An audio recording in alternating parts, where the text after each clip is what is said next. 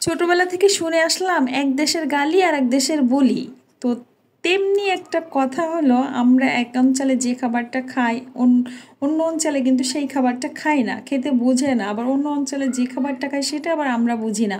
তো এই হচ্ছে পরিস্থিতি। আর এটা বলার কারণই হচ্ছে যে দেখা যায় কি আমরা অনেক কিছু জানি না, কিন্তু ঢাকা শহরে আসার পরে তারপরে জানতে পারি যে আসলেই মানে এই যে এক দেশের বুলি আর এক দেশের গালি, এক দেশের খাওয়ান আর এক দেশের অখাওয়ান হয়ে যায় না। মানে এই যে বিষয়টা, আমরা ঢাকা শহরে আসার পরে কিন্তু নানান জনের কাছ থেকে নানান রকম রেসিপি শিখছি। কারণ আগে জানতাম না হয়তো বা এই জিনিসটা খেতে হয়, খাওয়া যায় কি না। কিন্তু ঢাকায় আসার পরে দেখলাম যে না, এই জিনিসটা আর এক এলাকায় কিন্তু খুব মজা করেই খায়। তেমনি আজকে এই যে পোড়া রুটিটা আমি কিন্তু ফেসবুকেই দেখছি যে কুষ্টিয়ায় নাকি এইভাবে খায়, পোড়া রুটি আর দুধ চা দিয়ে। এটা নাকি খুবই বিখ্যাত খাবার। এখন দেখি ফেসবুকে মানে পুরো মানে সারা দিকেই ছড়িয়ে গেছে, এটা খুব মজাদার খাওন। রেস্টুরেন্টেও মানে এগুলো এখন বিক্রি হইতেছে, চলতেছে খুবই ভালো। তো আমিও ভাবলাম আমিও একটু বাসায় ট্রাই করি।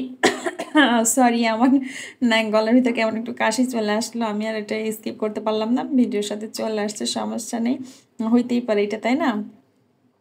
তো রুটি পুড়িয়ে নিতেছি আর রুটি দিয়ে চা দিয়ে খাবো, খেয়ে অবশ্যই জানাবো। আর জানারও কোনো কিছু নাই, কারণ এটা অনেক আগের ভিডিও, আপনারা দেখে ফেলছেন অলরেডি।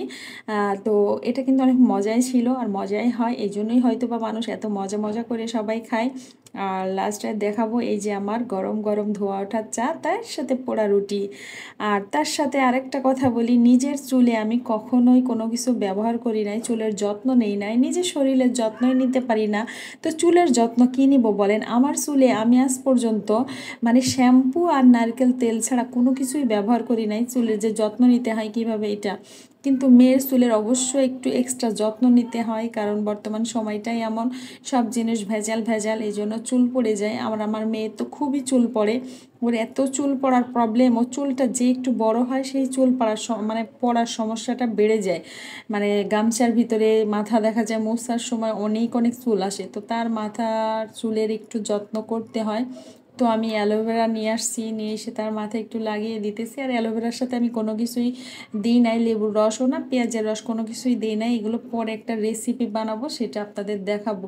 এটা জাস্ট আমি অ্যালোভেরাটা একটু চামচ দিয়ে করে নিয়ে ডাইরেক্ট মাথায় দিয়ে দিতেছি।